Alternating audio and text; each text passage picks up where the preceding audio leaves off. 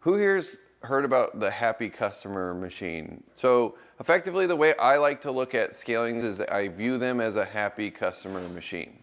Our goal is to have a machine that takes someone from having no clue who the heck you are into a happy customer, which a happy customer is defined as someone who's gotten the result and gives you a testimonial, refers you, or buys more products from you. And so when you look at it like that, there are 5 components of the happy customer machine. So the first one you have is lead gen. Second one you'll have is lead nurture. Third one you'll have. Fourth, fulfillment. And then fifth, expansion. And so anytime you guys are below 7 figures, and depending on price points, it might be below multi-7 figures, then the problem generally lies in some of these components. Looking at the lead gen part though on ads, so it's really important to keep this in mind.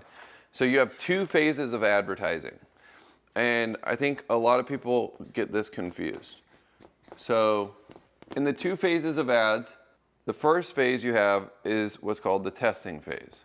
And so the key to advertising and getting really good at advertising is not your targeting, it's not your messaging, it's not what you would think it is. The key to getting really good at advertising is 2 things. Emotional control. So being able to manage your emotions as it relates to ads is super crucial. And then proper allocation.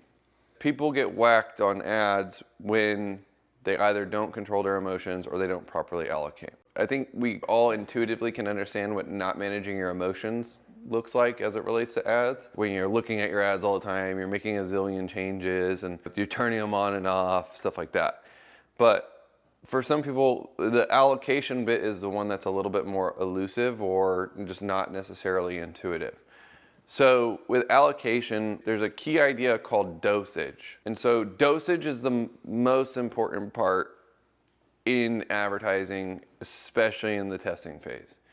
So dosage is actually an idea that comes from like the world of investing and betting as well. So people who are like sports bettors, professional gamblers, they are the ones who really understand dosage. Because if you consider it, ads is just being a professional gambler. There's a probability that if you put money in, you're gonna get a certain return out of it, or there's certain odds of winning, and you're just a professional gambler in the world of attention. We're arbitraging attention is what we do with ads. We pay for attention at this price, and the attention's worth a certain amount on the back end. And so with dosage, so dosage is the idea that imagine you have $10,000 and you're in a casino and you have 60% odds of winning each time you bet. How would you structure your bets? Would you bet half of your stack each bet? Would you bet 10% of your stack each bet? 5% of your stack each bet? How would you allocate your bets? And proper dosage, one of those things that Warren Buffett says, in order to succeed, you must first survive. So you can't get knocked out of the game. That's the main thing. If you blow your stack, you lose the opportunity to continue betting. In order to succeed, you must first survive. And so proper dosage is the allocation, that decision that you make in order to not get taken out of the game. Because if you had 60% odds, you can likely bet $1 at a time out of a $10,000 stack and you'll never get taken out of the game, really. But if you bet $5,000 each bet, it's pretty likely, actually, it's 16% probability that you'll lose your entire stack in 2 bets and you get knocked out of the game.